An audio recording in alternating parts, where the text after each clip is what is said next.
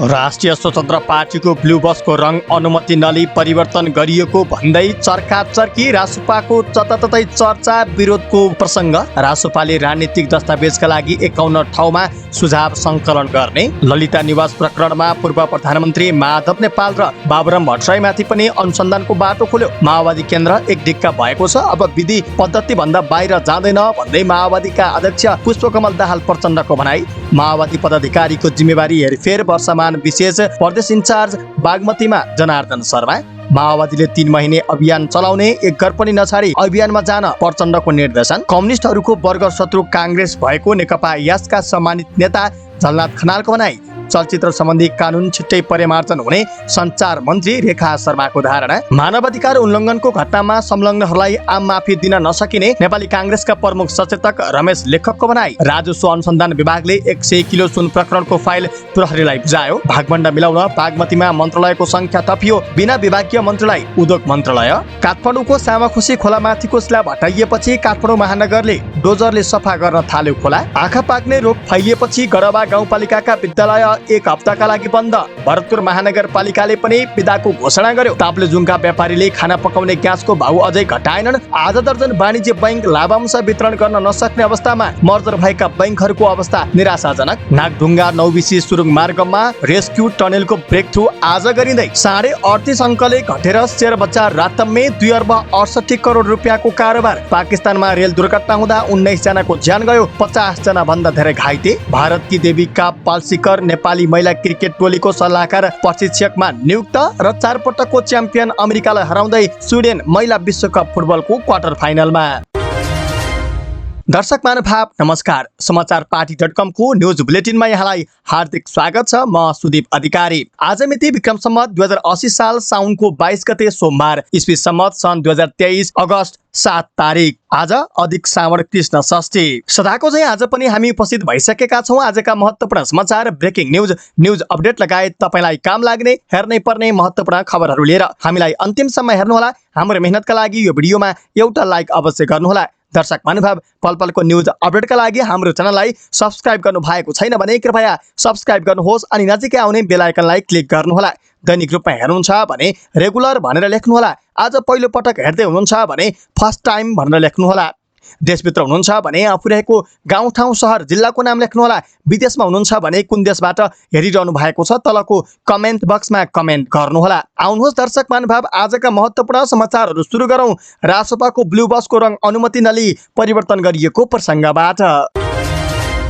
राष्ट्रिय स्वतन्त्र पार्टी रासोपाका सभापति एवं चितवन क्षेत्र नम्बर 2 का सांसद रवि लामिछानेले महिलाहरूका लागि निशुल्क सञ्चालन गरेको बसको रङ अनुमति नलिई परिवर्तन गरेको पाइएको छ। सन् 2014 मा बनेको ना 5 ख 3138 नम्बरको भाडाको बसलाई निलो रङको बनाइएको छ। यो बसले अहिले ब्लू बसको नाममा चर्चा पाइरहेको छ। तर बसको रङ परिवर्तन गर्दा अनुमति नलिएको यातायात व्यवस्था कार्यालय भरतपुरले जनाएको छ। यातायात व्यवस्था कार्यालय ब्रिगन्ज मार्फत सूचना दिँदा बसको रङ परिवर्तनको अनुमति अहिलेसम्म लिएको नपाइएको भरतपुर कार्यालयका सूचना अधिकारी गोविन्द प्रसाद पौडेलले जानकारी दिनुभयो। सरकारले सवारी साधनको रङ परिवर्तन गर्दा अनुमति लिएर प्राविधिकहरूलाई देखाउनु पर्ने व्यवस्था गरेको छ। सवारीको ब्लू बुकको अन्त्यमा रहेको सवारी चालकले ध्यान दिनुपर्ने कुराहरूको बुँदा नम्बर 5 मा समेत अनुमति नलिई रङ परिवर्तन गर्न नहुने उल्लेख छ। ब्लू बुकमा नै गाडीको रङ कस्तो हो भनेर उल्लेख हुने कार्यालयका सूचना अधिकारी पौडेलले बताउनुभयो। यातायात व्यवस्थापन कार्यविधि निर्देशिका 2060 को दफा 11.14 को हेरफेर दर्ता गर्दा अवलम्बन गर्नुपर्ने प्रक्रिया सम्बन्धी व्यवस्थाको उपदफा 10 मा कुनै सवारीको किसिम, इन्जिन, च्यासिस, रङ, सिट, बडी निर्माण वा अन्य विवरण हेरफेर गर्न विभागबाट स्वीकृति प्राप्त वर्कसपबाट मात्र गर्ने गरी स्वीकृति लिनुपर्ने उल्लेख गरिएको छ। सोही नियमावलीमा सवारीमा कुनै हेरफेर गरेर तोकिएको ढाँचाको फर्म भरेर निवेदन दिएपछि प्राविधिकहरूले आवश्यक जाँच गरेर मात्रै अनुमति दिने भनिएको छ। यातायात व्यवस्था कार्यालय भरतपुरका सूचना अधिकारी पौडेलका अनुसार अहिलेसम्म रङ परिवर्तनका लागि अनुमति नलिएको हुँदा अब नियमअनुसार जरिवाना तिरेर अनुमति लिने र जाँच पास गराउनु पर्ने उहाँले बताउनुभयो। मासिक 1,35,000 भाडा तिर्ने गरी भाडामा लिएको ब्लू बस भीमबहादुर तामाङको नाममा छ। 32 सिटे बस दिनहुँ शक्तिखोरदेखि भक्तपुरका विभिन्न ठाउँमा घुम्ने र महिलाहरूलाई निशुल्क यात्रा गराउने गर्दछ। बसमा यात्रुले रासोपा सभापति रवि लामिछानेको फोटोसहितको कार्ड लिएपछि मात्रै यात्रा गर्न पाउने व्यवस्था गरिएको छ। यस्तै बसको जस्तै रङ्ग परिवर्तन गरिएको मोबाइल क्लिनिक भ्यान लामिछानेलाई भरतपुरको पुरानो मेडिकल कलेजले दिएको हो। 65 वर्षभन्दा माथिका वृद्धलाई निःशुल्क स्वास्थ्य सेवा दिने उद्देश्यले सञ्चालित ना 2 56 19 नम्बरको मोबाइल भ्यान अस्पतालको एम्बुलेन्स हो। सो एम्बुलेन्स भारतीय दूतावासले 2071 सालमा दिएको थियो। विगत 5 वर्षदेखि नवीकरण समेत नगरेको एम्बुलेन्स साउन 14 गते यातायात कार्यालय भरतपुरमा जरिवाना तिरेर पुनः दर्ताको प्रक्रियामा गएको छ। एम्बुलेन्सको पुनः दर्ता तथा जरिवाना बापत 34,250 रुपियाँ तिरेको सूचना अधिकारी पौडेलले जानकारी दिनुभयो। कलेजले यातायात व्यवस्था कार्यालयलाई गाडीको रङ्ग परिवर्तनको अनुमतिका लागि पत्रचार गरेको छ। मोबाइल क्लिनिकका लागि चिकित्सक सहितको जनशक्ति पनि पुरानो मेडिकल कलेजले नै व्यवस्था गरिदिएको स्रोतको भनाइ छ। कलेजबाट नै जनशक्ति पठाएर अहिले टोलटोलमा उपचार गर्न भनिएको कलेजका एक चिकित्सकले जानकारी दिएका छन्। सो मेडिकल कलेजका आवासीय निर्देशक डाक्टर मनोहर प्रधान केही दिन अगाडि राजसभामा प्रवेश गरेर सो पार्टीको बागमती प्रदेशको स्वास्थ्य संयोजक बनेका थिए। यसैबीच राष्ट्रिय स्वतन्त्र पार्टीले पार्टीको दस्तावेज तयार गर्न 51 गाउँबाट सुझाव संकलन गर्ने भएको छ। हिमाल तराई पहाड सहितको भौगोलिक र समुदाय विविधता हुने गरी नागरिक कहाँ पुगेर दस्तावेजका लागि सुझाव संकलन गरिने भएको छ। पार्टीले गठन गरेको 17 जनाको टोलीका प्रत्येकले 3 स्थानमा पुगेर सुझाव संकलन गर्ने भएका छन्। कुन स्थानमा पुग्ने र कहिलेबाट सुझाव संकलन गरिने निर्कुल भने भइसकेको छैन। महामन्त्री मुकुल ढकालका अनुसार भौगोलिक र समुदाय फरक पर्ने गरी 51 स्थानबाट सुझाव संकलन गरिने भएको छ। सुझाव संकलनका क्रममा स्थानीय बासिन्दासँग अन्तर्क्रिया समेत गरिने रासुपाले जनाएको छ। सुझाव संकलन गरिने स्थान छनौट गर्दा एउटै जिल्लाका 2 ठाउँ नहुने गरी 51 गाउँ चयन गर्ने तयारी गरिएको छ। भौगोलिक र समुदायमा विविधता हुने गरी ठाउँ निश्चित गर्ने जिम्मेवारी दस्तावेज तयारी समितिका सदस्य मनिष झालाई जिम्मेवारी दिएको छ। सुझाव संकलनका लागि खटिँदा टोलीका सदस्य आफ्नो गृह क्षेत्रमा भने जान पाउने छैनन्। दस्तावेज तयार गर्नका लागि एक चरणको कार्य प्रतिनिधि मण्डलले सकेको छ। राजनीतिक धारणा र पार्टीको नीतिको बारेमा हामीहरू बीच छलफल भइसकेको छ। दस्तावेज तयारी समितिका एक सदस्य गणेश कार्कीले हालसम्मको कार्यबारे भने हामीले बनाएको दस्तावेजमा नागरिकको धारणा बुझ्न गाउँ जाँदैछौँ। नयाँ युगको सङ्कल्प दस्तावेज तयार गर्ने क्रममा प्रतिनिधि मण्डल सदस्यले एक स्थानमा 5 दिन समय दिएर 3 ठाउँमा पुग्नुपर्ने हुन्छ। 3 गाउँ पुग्नुपर्ने भएकाले 15 दिनको अवधि तोकिएको छ। नेपाली जनताले कस्तो पार्टी आवश्यक ठानेका छन्, पार्टीलाई कसरी अगाडि बढाउनुपर्छ भन्ने आम जनता कहाँ गएर सुझाव संकलन गरिनेछ। महामन्त्री मुकुल ढकालले भने नागरिकसँग सुझाव लिनका लागि प्रश्नावली बन्ने क्रममा रहेको ढकालले जानकारी दिए। सर्वोच्च अदालतले ललिता निवास जग्गा हिनामिना प्रकरणबारे निर्णयमा संलग्न भएका तत्कालीन मन्त्री परिषदका सदस्यमाथि पनि अनुसन्धान गर्न आदेश दिएको छ। न्यायाधीश अनिल कुमार सिन्हा र कुमार सुनालको संयुक्त इजलासले बालुवाटारको ललिता निवास र त्यसको चर्चको सरकारी जग्गा व्यक्तिका नाममा पुर्याउने गरी भएका निर्णयमा संलग्न मन्त्री परिषदका पदाधिकारी समेतलाई अनुसन्धानको दायरामा ल्याउन आदेश दिएको हो। सर्वोच्चको आइतबारको आदेशसँगै अब तत्कालीन प्रधानमन्त्री माधव कुमार नेपाल र डाक्टर बाबुराम भट्टराईलाई समेत अनुसन्धान गर्ने बाटो खुलेको छ। 2066-67 र 2079 मा ललिता निवासको जग्गा बारेमा निर्णयहरू गर्ने बेला माधव कुमार नेपाल र बाबुराम भट्टराई प्रधानमन्त्री हुनुहुन्थ्यो। यसअघि अख्तियार दुरुपयोग अनुसन्धान आयोगले मन्त्री परिषदको निर्णयमा आफ्नो क्षेत्राधिकार नरहेको भन्दै 2076 माघ 22 गते विशेष अदालतमा दायर गरेको मुद्दामा दुवै पूर्व प्रधानमन्त्रीलाई उन्मुक्ति दिएको थियो। तर यसै प्रकरणमा पक्राउ परेका पूर्व कर्मचारी योगराज पौडेलका तर्फबाट परेको बन्दी प्रत्यक्षीकरणको रिटमा सुनवाई गर्दै सर्वोच्चले आइतबार यस्तो आदेश दिएको हो। आदेशमा भनिएको छ 2066 चैत 29 र 2077 वैशाख 31, 2067 साउन 28 तथा 2069 असोज 18 को नेपाल सरकारको मन्त्री परिषदको निर्णय तथा निर्णय प्रमाणीकरण गरी कारण तहमा प्रत्यक्ष रूपमा संलग्न हुनेहरू मन्त्रालय स्तरमा निर्णय गर्न किटानी प्रस्ताव पेश गर्ने वा प्रस्तावमा संलग्न माथिल्लो तहका पदाधिकारी वा अधिकारीको पदसोपानबाट समेत गरी अब उत्परान्तको थप अनुसन्धान कार्य अविलम्ब सम्पन्न गराउनु भनी प्रत्यार्थीहरूको नाममा यो आदेश जारी गरिदिएको छ। प्रधानमन्त्री तथा नेकपा माओवादी केन्द्रका अध्यक्ष पुष्पकमल दाहाल प्रचण्डले माओवादी केन्द्र पार्टी एक ढिक्का र भावनात्मक रूपले एकजुट भएको बताउनु भएको छ। आइतबार पार्टीको केन्द्रीय कमिटी बैठकको समापन मन्तव्य राख्दै अध्यक्ष प्रचण्डले यस केन्द्रीय कमिटीको बैठकपछि पार्टी एक ढिक्का भएको बताउनु भएको हो। सत्तारूढ नेकपा माओवादी केन्द्रले पदाधिकारीहरूको जिम्मेवारी हेरफेर पनि गरेको छ। आइतबार बिहान प्रधानमन्त्री निवास बालुवाटारमा पार्टी पदाधिकारी बैठकले गरेको निर्णयलाई केन्द्रीय समितिको बैठकले अनुमोदन गरेको हो। प्रधानमन्त्री एवं पार्टी अध्यक्ष पुष्पकमल दाहाल प्रचण्डले पार्टीका नेताको जिम्मेवारी तोकिएको र हेरफेर गरिएको सम्बन्धी प्रस्ताव पेश गर्नुभएको उहाँका प्रेस विज्ञ मनोहरी तिमिल सेनाले जानकारी दिनुभयो। त्यस बमोजिम पार्टीका उपमहासचिव वर्षमान पुनलाई विशेष प्रदेश इन्चार्ज बनाइएको छ। गैर भौगोलिक प्रदेशका रूपमा चिनिने विशेष प्रदेश समितिका रूपमा कार्यरत त्यो प्रदेशलाई थप प्रभावकारी बनाउन नेता पुनलाई जिम्मेवारी दिएको हो। यस्तै उपमहासचिव जनार्दन शर्मालाई बागमती प्रदेश इन्चार्जको जिम्मेवारी दिएको छ। सचिव लीलामणि पोखरेललाई मध्य प्रदेश इन्चार्ज र सचिव देवेन्द्र पौडेललाई गण्डकी प्रदेश इन्चार्जको जिम्मेवारी दिएको छ। यसैगरी चक्रपाणी खनाललाई कोशी प्रदेश इन्चार्ज, हितमान साक्यलाई लुम्बिनी प्रदेश इन्चार्ज, मातृका यादवलाई कर्णाली प्रदेश इन्चार्ज र डिलाराम आचार्यलाई सुदूरपश्चिम प्रदेश इन्चार्जको जिम्मेवारी दिएको छ। नेता गिरिराजमणि पोखरेललाई उपत्यका सम्पर्क समन्वय प्रदेश इन्चार्जको जिम्मेवारी दिँदा नेता राम कार्कीलाई प्रवास प्रदेशको इन्चार्जको जिम्मेवारी दिएको छ। यस्तै समाजवादी मोर्चा र पार्टी एकता संयोजनको जिम्मेवारी अध्यक्ष कृष्णबहादुर महरालाई दिएको छ। जनसङ्गठन समन्वयको जिम्मा उपाध्यक्ष पम्फा भुषालले पाउँदा प्रचार विभागको इन्चार्जको जिम्मेवारी अग्निप्रसाद सापकोटालाई दिएको छ। विज्ञान प्रविधि विभागको इन्चार्जको जिम्मेवारी गणेश शाह हुनुहुन्छ भने बुद्धिजीवी, प्राध्यापक, मानवाधिकार शिक्षक तथा कानुन व्यवसायी सङ्गठनको समन्वयको जिम्मेवारी दिननाथ शर्माले पाउनु भएको छ। यसैगरी जनवर्गीय सङ्गठनका सबै फ्याक्सन इन्चार्ज पनि परिवर्तन भएका छन्। यस्तै पार्टीको स्थायी समिति र केन्द्रीय सदस्यहरूको समेत जिम्मेवारी तोकिएको माओवादीले बताएको छ। यसैबीच नेकपा माओवादी केन्द्रले 3 महिने पार्टी रूपान्तरण अभियान सञ्चालन गर्ने भएको छ। माओवादी केन्द्रको केन्द्रीय कमिटीको बैठकले जनतासँग माओवादी विशेष रूपान्तरण अभियान निर्णय गरेको हो। भदौ 16 देखि मङ्सिर 15 गतेसम्म सञ्चालन हुने अभियानमा माओवादीका सबै नेता नागरिकको घर घरमा परिचालन हुने पार्टीले जनाएको छ। अभियान अन्तर्गत अध्यक्ष पुष्पकमल दाहाल प्रचण्ड 7वटै प्रदेशका 7वटा वडामा गएर नागरिकसँग प्रत्यक्ष साक्षात्कार गर्ने योजना रहेको छ। बैठकमा अध्यक्ष प्रचण्डले एउटा पनि घर नछाडिकन अभियानमा जुट्न नेता कार्यकर्तालाई निर्देशन दिनुभएको छ। अरू पार्टीका नेता कार्यकर्ताको घर घरमा गएर पनि माओवादीको भ्रष्टाचार विरोधी र विकासको अभियानबारे बुझाउन पनि प्रचण्डको निर्देशन छ। यस्तै प्रचण्डले आफू विरुद्ध घेराबन्दी भइरहेको पनि दाबी गर्नुभएको छ। नेतृत्व विरुद्ध मुद्दा लगाउन खोजेकै कारण तत्कालीन प्रधान न्यायाधीश चोलेन्द्र शमशेर जबरा विरुद्ध महाभियोग दर्ता गर्नु परेको उहाँको भनाइ थियो। अहिले पनि पार्टीका नेताहरूलाई जेल हाल्ने विषय उठ्नु गम्भीर विषय भएकाले सचेत रहन उहाँले निर्देशन दिनुभयो। नेकपा एकीकृत समाजवादीका सम्मानित नेता झलनाथ खनालले नेपाली काङ्ग्रेस दलाल पुँजीवादको मुख्य प्रतिनिधि रहेकाले कम्युनिस्ट पार्टीसँग उसको प्रधान अन्तर्विरोध रहने बताउनु भएको छ। एकीकृत समाजवादीको जारी बैठकमा खनालले काङ्ग्रेसलाई वर्गशत्रु किटान गर्नु भएको छ। समाजवादी मोर्चा बनाउँदा पनि उहाँले पछिल्लो गठजोडको वर्गशत्रु को हो भनी नेतृत्वलाई प्रश्न समेत गर्नु भएको थियो। शनिबारदेखि जारी स्थायी कमिटीमा भिन्न दृष्टिकोण राख्दै काङ्ग्रेसलाई वर्गशत्रु ठमाएर अघि बढ्नुपर्ने निचोड उहाँले सुनाउनु भयो। कुनै पनि देश वा वर्गीय समाजमा क्रान्तिलाई अघि बढाउन प्रधान वर्गीय अन्तर्विरोध पत्ता लगाएर मात्रै पुग्दैन, त्यस बेलाको प्रधान राजनीतिक अन्तर्विरोध पत्ता लगाउनै पर्छ। त्यो पत्ता नलगाएसम्म हाम्रो क्रान्तिकारी सङ्घर्ष निशानविहीन कुइराको काग जस्तै हुन्छ उहाँले भन्नुभयो। अझ कार्यनीतिक हिसाबले प्रधान राजनीतिक अन्तर्विरोध पत्ता लगाउने कुरा क्रान्तिका निम्ति पहिलो प्राथमिक महत्त्व कुरा हो। कुनै पनि देशमा दलाल पुँजीवादको पनि एउटै मात्र प्रतिनिधि नहुने उहाँको भनाइ छ। उनीहरूका पनि गुटहरू हुने र त्यसमध्ये दलाल पुँजीवादको मुख्य प्रतिनिधि जो छ त्यहीसँग कम्युनिस्टहरूको प्रधान अन्तर्विरोध रहने उहाँले बताउनुभयो। यति बेला मुख्यतः दक्षिणपन्थी शक्ति नेपाली काङ्ग्रेसको नेतृत्व र व्यापक जनताको बीचको अन्तर्विरोध प्रधान राजनीतिक अन्तर्विरोध हो उहाँले किटान समेत गरेर भन्नुभयो। एमालेको नेतृत्वसँग पार्टीको वैचारिक अन्तर्विरोध चर्को भए पनि त्यो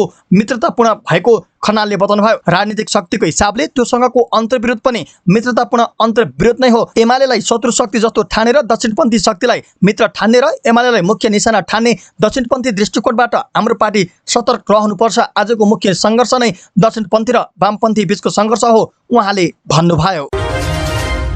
सञ्चार तथा सूचना प्रविधि मन्त्री रेखा शर्माले नेपाल चलचित्र सम्बन्धी विद्यमान कानुन छिटोभन्दा छिटो परिमार्जन गर्ने बताउनु भएको छ। पुरानो ऐन नियमलाई परिमार्जन गरेर चलचित्र क्षेत्रको विकास गर्नुपर्ने भएकाले सरकारले सो कामलाई छिटो सम्पन्न गर्न लागेको पनि मन्त्री शर्माले बताउनुभयो। सत्तारूढ प्रमुख घटक नेपाली काङ्ग्रेसका प्रमुख सचेतक रमेश लेखकले गम्भीर प्रकृतिको मानवाधिकार हननको घटनामा संलग्नहरूलाई आम माफी दिने गरी सरकारले संसदमा पेश गरेको विधेयक परिमार्जन गर्न आफ्नो पार्टी तयार रहेको बताउनु भएको छ। मानवाधिकार तथा शान्ति समाजले आइतबार काठमाडौँमा आयोजना गरेको संसदमा प्रस्तुत केही नेपाल ऐन संशोधन विधेयकहरूका सम्बन्धमा आयोजना गरिएको छलफल कार्यक्रममा बोल्दै उहाँले सो विधेयक परिमार्जन गरेर अघि बढ्ने बताउनु भएको हो। प्रमुख सचेतक लेखकले मुलुकमा न्याय शान्ति हुने, हिंसा नहुने, मानवाधिकार रहने, कानुनको शासन पनि जीवित रहने र दण्डहीनता पनि समाप्त हुने ढङ्गले सो विधेयक संसदबाट पारित गराउने बताउनुभयो। प्रमुख सचेतक लेखकले भन्नुभयो, यो संक्रमणकालीन न्यायसँग सम्बन्धित विधेयक र अहिले जुन केही नेपाली ऐन संशोधन गर्नका लागि प्रस्तुत गरिएको विधेयकमा माफी दिने व्यवस्था गरी ल्याएको बीचमा फेरि यी दुई विधेयक बीचको तालमेल होइन। वास्तवमा द्वन्द्वकालीन समयमा घटेका घटनामा पनि यो संशोधनले माफी दिने हो कि भनेर पनि जुन चिन्ता व्यक्त गरिएको छ त्यो चिन्ता जायज छ, तथापि होइन। दुईवटा फरक कुरा हुन् भन्ने मलाई लाग्छ, किनभने संक्रमणकालीन न्यायका सम्बन्धमा त हामी बेग्लै कानुन बनाउँछौँ, बेग्लै ऐन ल्याउँदैछौँ।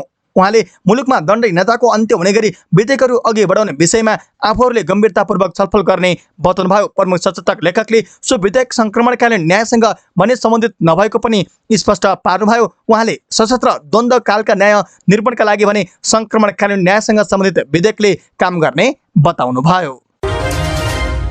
राजस्व अनुसन्धान विभागले झण्डै 100 किलो सुन तस्करी प्रकरण अनुसन्धानको काम नेपाल प्रहरीलाई जिम्मा लगाएको छ। विभागका महानिर्देशक नवराज ढुङ्गानाले पत्रकार सम्मेलन गरेर सुन तस्करी अन्तर्देशीय सङ्गठित अपराध भएकाले विभागले थप छानबिन र मुद्दा अभियोजनको सम्पूर्ण जिम्मेवारी प्रहरीलाई दिएको जानकारी दिनुभयो। अनुसन्धानमा अहिलेसम्म भएको काम र पक्राउ परेका सबै आरोपितलाई पनि प्रहरीको जिम्मा लगाइएको महानिर्देशक ढुङ्गानाले बताउनुभयो। पक्राउ परेका आरोपित, बरामद सबुत, प्रमाण र अनुसन्धानको प्रगति प्रतिवेदन विभागको टोली प्रहरी महानिरीक्षक वसन्त कुमारलाई हस्तान्तरण गरिएको छ। प्रधानमन्त्री पुष्पकमल दाहाल प्रचण्डले यसअघि नै अनुसन्धानको काम प्रहरीलाई दिन निर्देशन दिनुभएको थियो। सुन तस्करी प्रकरणको अनुसन्धान राजस्व र भन्सार छलीमा मात्रै गर्दा जरोसम्म पुग्न नसकिने भएकाले सङ्गठित अपराध, अन्तर्देशीय अपराध र आतंकवादसँग पनि जोडेर अनुसन्धान गर्न प्रहरीलाई दिने प्रधानमन्त्री प्रचण्डले बताउनु भएको छ। अब यो प्रकरणका अनुसन्धान प्रहरीको केन्द्रीय अनुसन्धान ब्युरो CIB ले पनि अघि बढाउनेछ। CIB-मा वित्तीय र सङ्गठित अपराध हेर्ने छुट्टै युनिट छ। विभागले पहिलोपल्ट अनुसन्धान चल्दै आफ्नो क्षेत्राधिकारको मुद्दा प्रहरीलाई दिएको हो। विभागले साउन 2 गते त्रिभुवन अन्तर्राष्ट्रिय विमानस्थल भन्सारबाट बाहिरिएको झण्डै 100 किलो सुन बरामद गरेको थियो। तस्करहरूले हङकङबाट नेपाल ल्याएको सुन प्रकरणमा विमानस्थल भन्सारका 3 जना कर्मचारी सहित 18 जना पक्राउ परिसकेका छन्।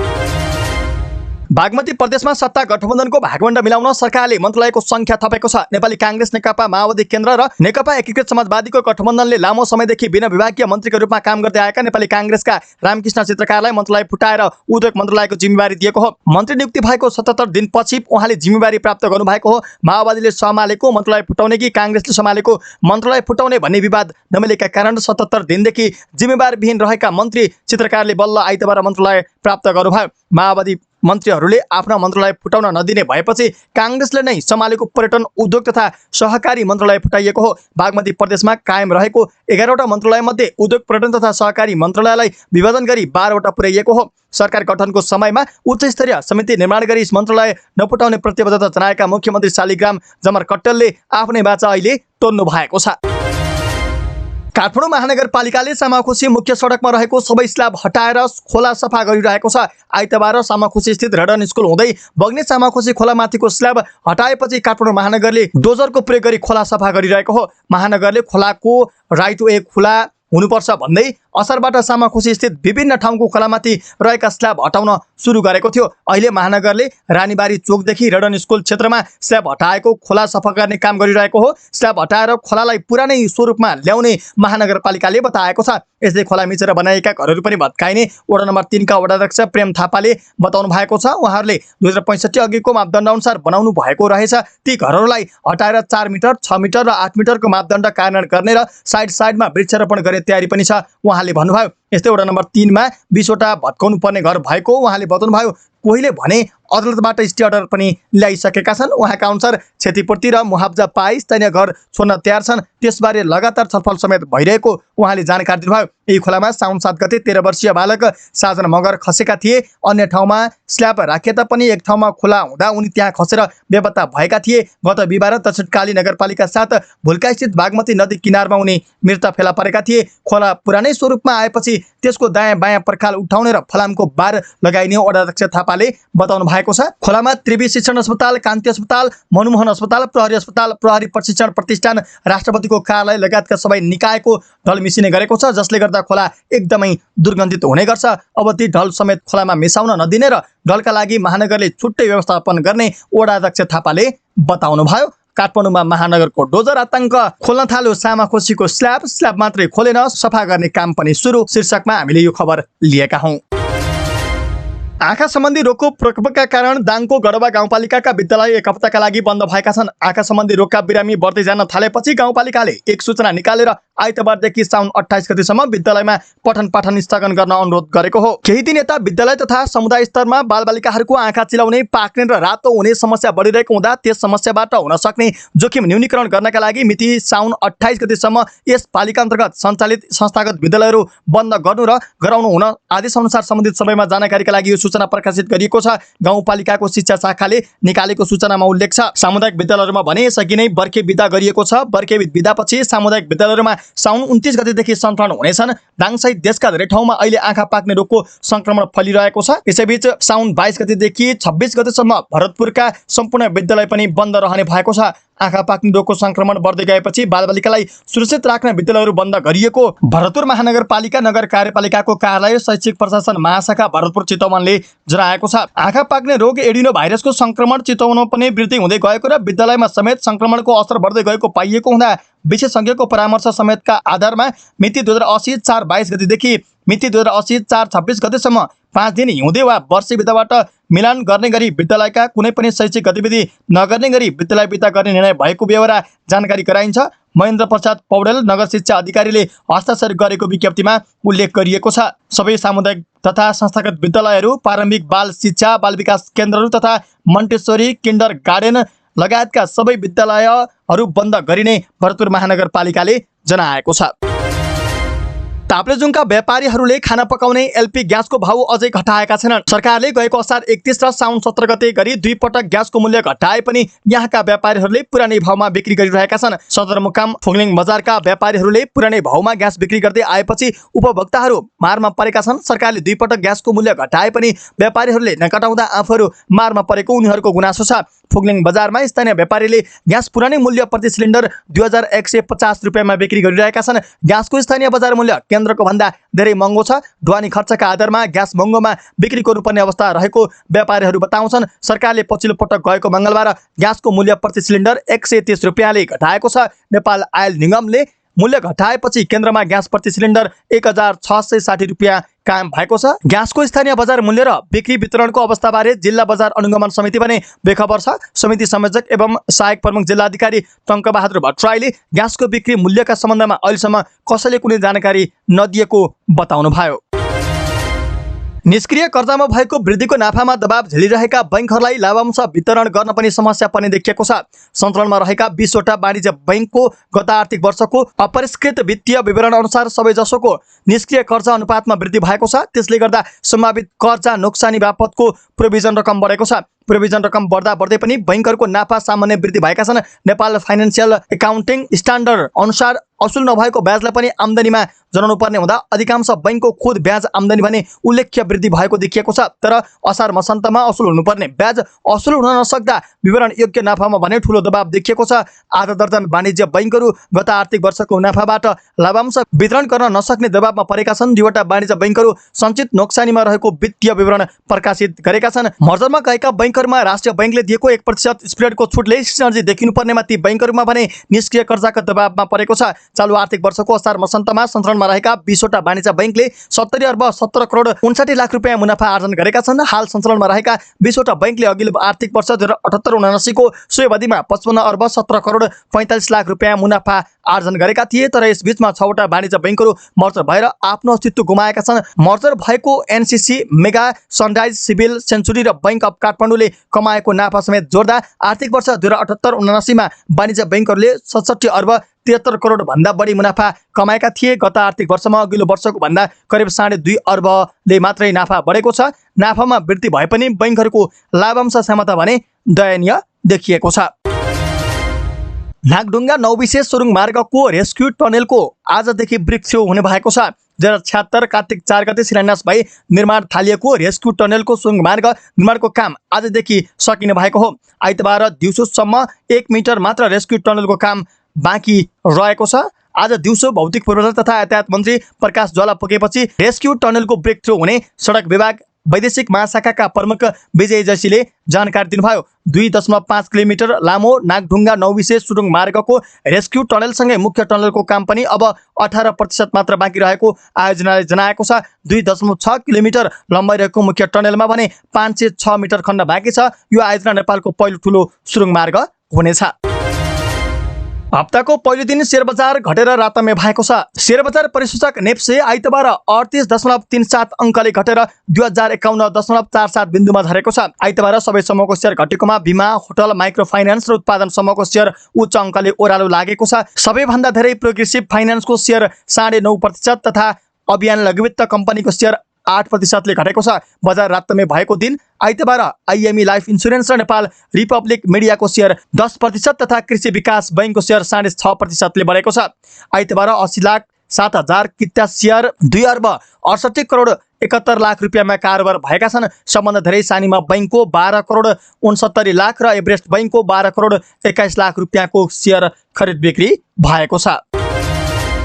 समाचारको क्रममा अब अन्तर्राष्ट्रिय खबर। पाकिस्तानमा रेल दुर्घटना हुँदा 19 जनाको ज्यान गएको छ। पाकिस्तानको सिन्ध प्रान्तमा रेल दुर्घटना हुँदा कम्तीमा 19 जनाको ज्यान गएको छ। दुर्घटनामा 50 जनाभन्दा धेरै घाइते भएका छन्। 45 किलोमिटर प्रति घण्टाको सामान्य गतिमा गुडिरहेको हजारा एक्सप्रेस रेलका 8वटा डिब्बा लिकबाट बाहिर गएका बीबीसी हिन्दीले जनाएको छ। पाकिस्तानका रेल मन्त्री साद रफिकले 19 जनाको शव भेटिएको र अरूको उद्धार तथा उपचार भइरहेको समाचार तयार पार्दासम्म जानकारी दिनुभएको छ। सन् 2021 को जुनमा सिन्धीको डहर्की नजिक 2वटा रेल आपसमा ठोकिँदा 65 जनाको ज्यान गएको थियो भने 150 जना घाइते भएका थिए। यस्तै सन् 2019 को अक्टोबरमा तेजगाम एक्सप्रेसमा आगलागी हुँदा 75 जना यात्रुको ज्यान गएको थियो। अब खेल प्रसङ्ग। भारतीय पूर्व क्रिकेटर देविका पाल्सीकर नेपाली राष्ट्रिय महिला क्रिकेट टोलीको सल्लाहकार प्रशिक्षकमा नियुक्त हुनु भएको छ। नेपाल क्रिकेट संघ क्यानले आइसिसी महिला टी20 विश्वकप एसिया छनौटको तयारीमा रहेको महिला क्रिकेट टोलीको सल्लाहकार प्रशिक्षकमा देविकालाई नियुक्ति गरेको छ। भारत र बङ्गलादेशको सहायक प्रशिक्षकका रूपमा काम गरिसक्नु भएकी उहाँलाई कन्सल्ट्यान्ट प्रशिक्षकको रूपमा आइतबार नियुक्त गरिएको क्यानले जनाएको छ। देविकाले गएको सिजनको वुमेन्स प्रिमियर लिगमा मुम्बई इन्डियन्स क्लबबाट ब्याटिङ प्रशिक्षकको भूमिका निर्वाह गर्नुभएको थियो। देविका सन् 2014 देखि 2016 सम्म भारतको सहायक प्रशिक्षक रहनुभएको थियो। उहाँ 2018 मा बङ्गलादेशको सहायक प्रशिक्षक बन्नुभएको हो। मलेसियामा यही अगस्त 31 देखि सेप्टेम्बर 9 तारिकसम्म आयोजना हुने आइसिसी महिला टी20 विश्वकप एसिया छनौट प्रतियोगितामा सहभागी टोलीलाई 2 समूहमा विभाजन गरिएको छ, जसमा नेपाल समूह ए मा रहेको छ। नेपालको समूहमा आयोजक मलेसियासँगै बहराइन, भुटान, संयुक्त अरब इमिरेट्स र कतार रहेका छन्। त्यस्तै समूह बी मा चीन, हङकङ, कुवेत, थाइल्यान्ड र म्यानमार छन्। प्रतियोगितामा हरेक समूहका शीर्ष 2 टोलीले सेमिफाइनल खेल्नेछन्। फाइनलमा पुग्ने 2 टोलीले ग्लोबल क्वालिफायर खेल्न पाउनेछन्। छनौट हुने नेपाली टोलीकी कप्तान रुबिना छेत्री सहित सीता राणा मगर, इन्दु वर्मा, अप्सरी बेगम, कविता कुमार, कविता जोशी, अस्मिना कर्मचारी, ईश्वरी विष्ट, कृतिका मरासिनी, बिन्दु रावल, नेरी थापा, काजल श्रेष्ठ र सम्झना खड्का रहेका छन्। त्यसैगरी सरस्वती चौधरी, स्नेहा महरा, सृष्टि जैसी, कञ्चन श्रेष्ठ, रोमा थापा, शमनम राई, पूजा महतो, खुसी डङ्गोल, मनिषा चौधरी, ज्योति पाण्डे र रुबी पेडार रहेका छन्। र 4 पटकको च्याम्पियन अमेरिकालाई पेनाल्टी सुटआउटमा हराउँदै स्विडेन फिफा महिला विश्वकप फुटबलको क्वार्टर फाइनलमा पुगेको छ। आइतबार अस्ट्रेलियाको मेलबर्न स्टेडियममा भएको खेलमा अमेरिकालाई पेनाल्टी सुटआउटमा 5-4 गोलले हराउँदै स्विडेन क्वार्टर फाइनलमा पुगेको हो। निकै प्रतिस्पर्धात्मक खेलमा 90 मिनेटसम्म दुवै टोलीबाट गोल हुन नसकेपछि अतिरिक्त 30 मिनेट थप गरिएको थियो। थपिएको समयमा पनि गोल हुन नसकेपछि खेल पेनाल्टी सुटआउटमा पुगेको हो। अब स्विडेनले क्वार्टर फाइनलमा जापानसँग अगस्त 19 मा खेल्नेछ। जापानले शनिबार नर्वेलाई 3-1 गोलले हराउँदै क्वार्टर फाइनलमा पुगेको थियो। अमेरिका सन् 1991, 1999, 2015 र 2019 को विजेता हो। स्विडेनले भने एक पटक पनि उपाधि जित्न सकेको छैन। हवस् त दर्शक महानुभाव, आजका महत्त्वपूर्ण समाचारहरू यति नै। हामीले प्रस्तुत गरेका समाचारहरूप्रति तपाईँको धारणा के छ? आफ्नो धारणा तलको कमेन्ट बक्समा कमेन्ट गर्नुहोला। हाम्रो मेहनतका लागि यो भिडियोमा एउटा सानो लाइक अवश्य गर्नुहोला। दर्शक महानुभाव, पल पलको न्युज अपडेटका लागि हाम्रो च्यानललाई सब्स्क्राइब गर्नुहोस् अनि नजिकै आउने बेल आइकनलाई क्लिक गर्नुहोला। पल पलको न्युज अपडेटका साथ फेरि हाम्रो भेट हुनेछ। तपाईँ समाचार पार्टी हेर्दै गर्नुहोस्। नमस्कार।